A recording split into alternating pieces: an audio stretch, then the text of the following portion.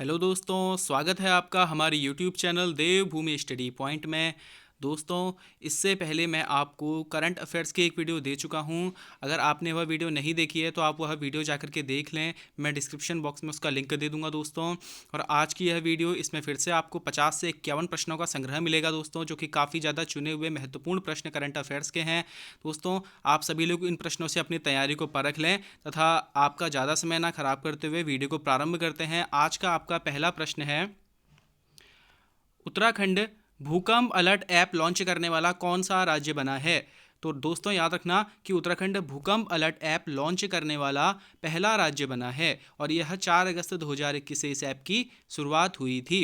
Next question है, उत्तराखंड में स्वतंत्रता संग्राम सेनानियों के आश्रितों को दी जाने वाली कुटुंब पेंशन का नाम बदलकर क्या रखा गया है? तो इस पेंशन का नाम बदलकर वर्तमान में सम्मान पेंशन कर दिया गया है। नेक्स्ट क्वेश्चन है, राज्य का सबसे बड़ा एप्पल एम्पोरियम कहाँ बनाया जाएगा? तो राज्य का सबसे बड़ा एप्पल एम्पोरियम देहरादून में बनाया जाएगा। नेक्स्ट क्वेश्चन है, उत्तराखंड में मुख्यमंत्री वात्सल्य योजना की शुरुआत कब से हुई? तो 2 अगस्त 2021 से उत्तराखंड में मुख्यमंत्री वात्सल्य योजना की शुरुआत हुई थी। दोस्तों, थोड़ा जान लेते हैं इसके बारे में। तो यह योजना कोरोना काल में अपने माता पिता को खोने वाले अनाथ बच्चों के लिए है, जिन्हें 21 वर्ष तक प्रतिमाह रुपये 3,000 की आर्थिक सहायता दी जाएगी। हमारा नेक्स्ट क्वेश्चन है, उत्तराखंड पुलिस द्वारा महिला सुरक्षा हेतु कौन सा ऐप लॉन्च किया गया है? महत्वपूर्ण प्रश्न है दोस्तों। गौरा शक्ति ऐप। कौन सा ऐप? गौरा शक्ति ऐप। नेक्स्ट क्वेश्चन है हमारा, आत्मनिर्भर उत्तराखंड मिशन पूरा करने का लक्ष्य किस वर्ष तक रखा गया है? आत्मनिर्भर उत्तराखंड मिशन पूरा करने का लक्ष्य वर्ष 2025 तक रखा गया है। नेक्स्ट क्वेश्चन है, उत्तराखंड के सैन्य धाम के शहीद द्वार का नाम किन के नाम पर रखा जाएगा? तो उत्तराखंड के सैन्य धाम के शहीद द्वार का नाम जनरल बिपिन रावत के नाम पर रखा जाएगा। नेक्स्ट क्वेश्चन है, एशिया का सबसे बड़ा 4 मीटर व्यास का लिक्विड मिरर टेलीस्कोप यानी तरल दर्पण दूरदर्शी कहाँ बनाया गया है? तो यह देव स्थल नैनीताल में बनाया गया है दोस्तों। यह काफ़ी महत्वपूर्ण प्रश्न है, आपने इसे ध्यान रखना है। नेक्स्ट क्वेश्चन है, उत्तराखंड की पहली बायोडायवर्सिटी गैलरी कहाँ पर बनाई गई है? तो उत्तराखंड की पहली बायोडायवर्सिटी गैलरी हल्द्वानी में बनाई गई है। नेक्स्ट क्वेश्चन है, देहरादून के देववन में भारत का पहला क्रिप्टोगेमिक उद्यान का उद्घाटन कब किया गया? तो भारत का पहला क्रिप्टोगेमिक उद्यान, इसका उद्घाटन 11 जुलाई 2021 को देहरादून के देववन में किया गया। और इसका उद्घाटन किसके द्वारा किया गया? तो अनूप नौटियाल द्वारा इसका उद्घाटन किया गया। नेक्स्ट क्वेश्चन है, लखवाड़ बहुउद्देशीय परियोजना में कितना हिस्सा केंद्र सरकार द्वारा वित्त पोषित होगा? तो 90% हिस्सा केंद्र सरकार द्वारा वित्त पोषित होगा। इस योजना का संबंध दिल्ली, उत्तराखंड, हिमाचल प्रदेश, उत्तर प्रदेश, हरियाणा और राजस्थान समेत 6 राज्यों से है। कुछ और तथ्य भी जान लेते हैं इसके बारे में। तो लखवाड़ बांध परियोजना देहरादून में यमुना नदी पर है और इसकी क्षमता 300 मेगावाट है। नेक्स्ट क्वेश्चन है हमारा, फ्रेंच ओपन 2022 का खिताब किसने जीता? तो फ्रेंच ओपन 2022 का खिताब राफेल नडाल पुरुष वर्ग में तथा इगा स्विएटेक ने महिला वर्ग में जीता है। नेक्स्ट क्वेश्चन है हमारा, देश की पहली बालिका पंचायत की शुरुआत कहाँ से की गई? तो कच्छ जिला, गुजरात के कच्छ जिले से देश की पहली बालिका पंचायत की शुरुआत की गई है। महत्वपूर्ण प्रश्न है, आपने ध्यान रखना है। नेक्स्ट क्वेश्चन है हमारा, हाल में पंडित शिव कुमार शर्मा का निधन हुआ है, उनका संबंध है? तो उनका संबंध संतूर वादक से था। तो पंडित शिव कुमार शर्मा क्या थे? तो एक संतूर वादक थे और इन्हें पद्म विभूषण से सम्मानित किया गया था वर्ष 2001 में, आपने ध्यान रखना है। नेक्स्ट क्वेश्चन है हमारा, भारत की पहली पेपरलेस विधानसभा की स्थापना कहाँ की गई? तो भारत की पहली पेपरलेस विधानसभा की स्थापना नागालैंड में की गई है दोस्तों। और भारत की पहली लोक अदालत की शुरुआत बिलासपुर छत्तीसगढ़ से की गई। और भारत की पहली पेपरलेस अदालत की शुरुआत केरल से की गई है। ये तीनों ही आपने याद रखने हैं दोस्तों कि पेपरलेस विधानसभा की स्थापना अगर पूछेगा तो आपको याद रखना है कि नागालैंड में पेपरलेस विधानसभा की स्थापना की गई है। और भारत की पहली लोक अदालत की शुरुआत बिलासपुर छत्तीसगढ़ से की गई है दोस्तों। और भारत की पहली पेपरलेस अदालत की शुरुआत केरल से की गई है। हमारा नेक्स्ट क्वेश्चन है, महात्मा बुद्ध की भारत में सबसे बड़ी शयन मुद्रा प्रतिमा का निर्माण कहाँ किया जा रहा है? तो महात्मा बुद्ध की भारत में सबसे बड़ी शयन मुद्रा प्रतिमा का निर्माण बोध गया बिहार में किया जा रहा है दोस्तों। और इस प्रतिमा के वास्तुकार कौन हैं? तो इस प्रतिमा के वास्तुकार मिंटू पॉल हैं। नेक्स्ट क्वेश्चन है हमारा, विश्व खुशहाली रिपोर्ट में 2022 में भारत की रैंक कितनी है? तो विश्व खुशहाली रिपोर्ट में कुल 146 देशों में से भारत की रैंक 136वीं है दोस्तों। और पहले नंबर पर इसमें फिनलैंड रहा है, और जो सबसे अंतिम रैंक है 146वें पायदान पर अफगानिस्तान रहा है। आपको पता है कि अफगानिस्तान में कुछ वहाँ के हालात ठीक ना होने के कारण खुशहाली रिपोर्ट में अफगानिस्तान का यह सबसे निचला पायदान रहा है। नेक्स्ट क्वेश्चन है हमारा, उत्तर भारत का पहला अंतरिक्ष केंद्र सतीश धवन अंतरिक्ष विज्ञान केंद्र का उद्घाटन कहाँ किया गया है? महत्वपूर्ण प्रश्न है दोस्तों। जम्मू कश्मीर में उत्तर भारत का पहला अंतरिक्ष केंद्र सतीश धवन अंतरिक्ष विज्ञान केंद्र का उद्घाटन किया गया है जम्मू केंद्रीय विश्वविद्यालय में। दोस्तों आप इस चैनल पर अगर नए आए हो तो दोस्तों मेरी इससे पहले करंट अफेयर्स की वीडियो डाली गई है, डिस्क्रिप्शन में मैंने उसका लिंक दिया है दोस्तों, आप जाकर के उस वीडियो को चेक कर सकते हैं दोस्तों। और अगर आप इस वीडियो से अगर आपको फ़ायदा लगता है तो आप इस वीडियो को लाइक करके शेयर कर सकते हैं दोस्तों, और चैनल को सब्सक्राइब कर दीजिएगा। देखो दोस्तों, आपके सब्सक्राइब करने से हमें हिम्मत मिलती है, हमें साहस मिलता है और ज़्यादा आपके लिए अच्छा करने का और ज़्यादा इस चैनल को ग्रो करने का। तो दोस्तों आप अपना सपोर्ट बनाए रखें। आज का अब नेक्स्ट क्वेश्चन देखते हैं।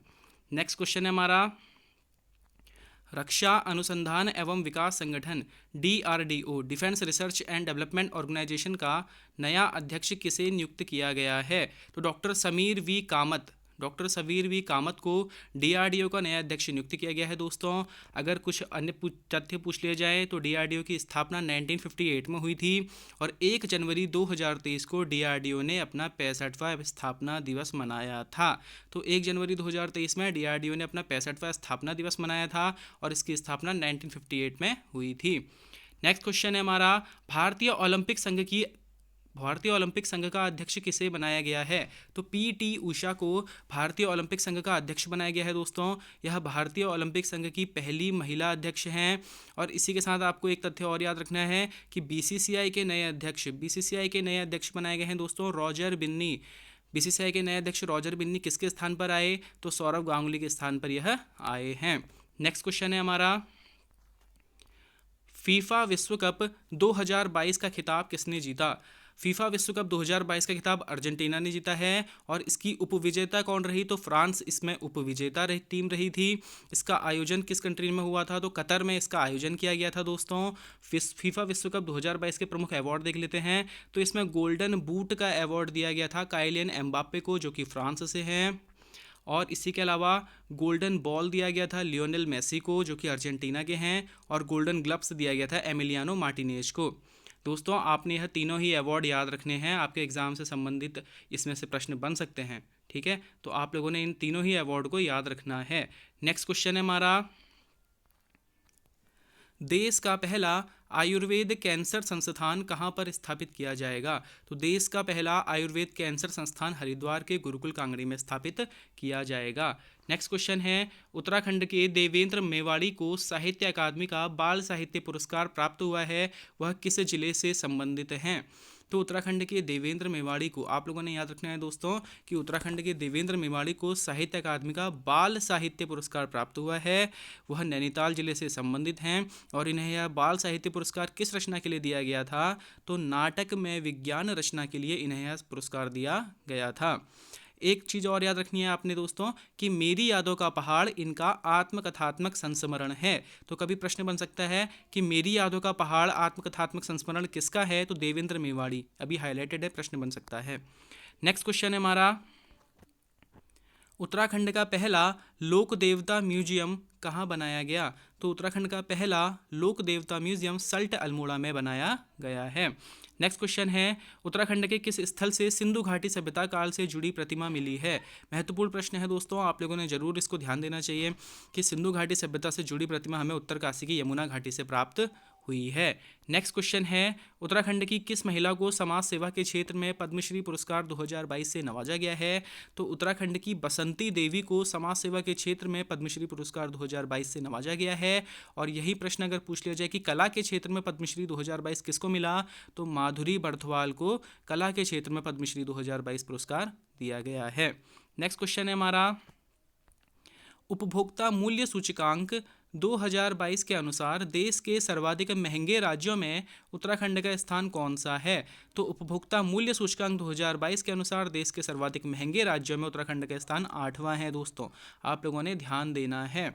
नेक्स्ट क्वेश्चन है, एनसीईआरटी के नए निदेशक के रूप में किन्हें चुना गया है? तो एनसीईआरटी के नए निदेशक के रूप में गढ़वाल विश्वविद्यालय के इतिहास के प्रोफेसर दिनेश प्रसाद सकलानी जी को चुना गया है। नेक्स्ट क्वेश्चन है, जनरल विपिन रावत किस तिथि को विमान दुर्घटना में शहीद हो गए थे?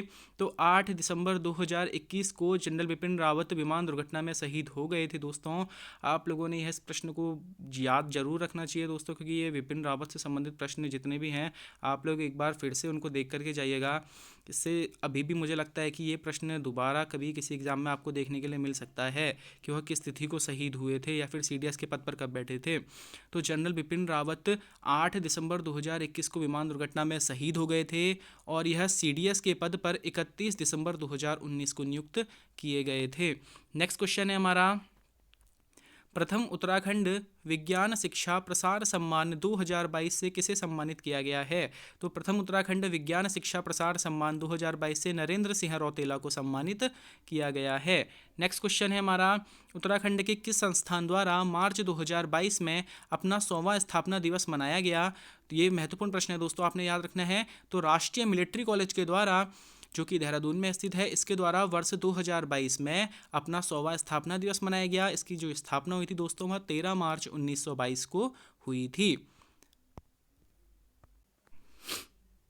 नेक्स्ट क्वेश्चन है दोस्तों, किसे राष्ट्रीय अनुसूचित जाति आयोग का अध्यक्ष नियुक्त किया गया है?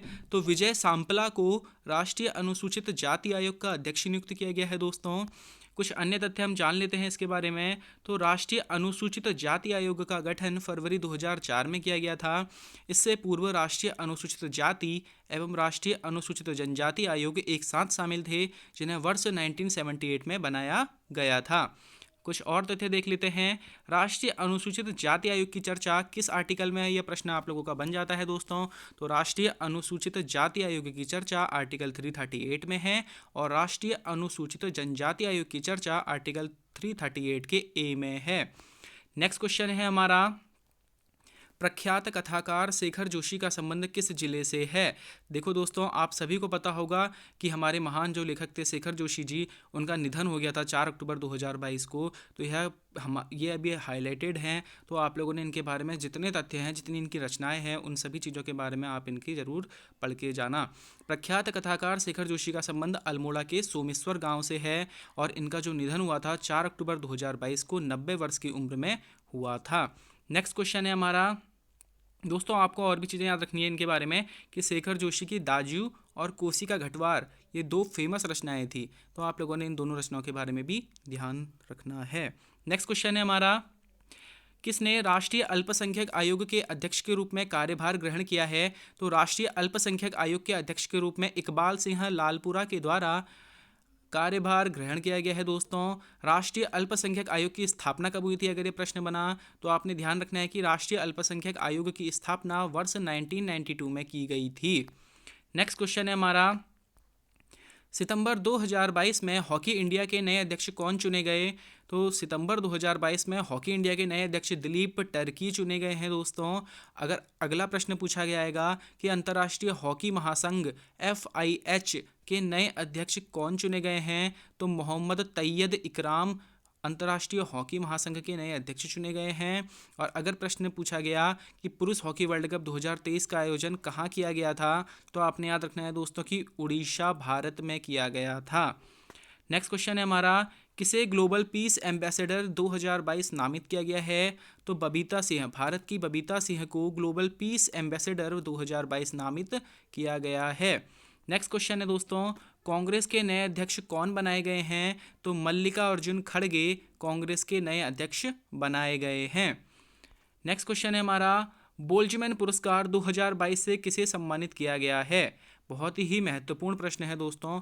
देखो, यह पहले भारतीय हैं जिन्हें बोल्ट्जमैन पुरस्कार प्राप्त किया, जिन्हें बोल्ट्जमैन पुरस्कार से सम्मानित किया गया है। तो दोस्तों, आपने इस प्रश्न को ज़रूर थोड़ा सा ध्यान से पढ़ना है, ध्यान से देखना है और एग्ज़ाम में जाने से पहले इस प्रश्न को ज़रूर तैयार करके जाना है।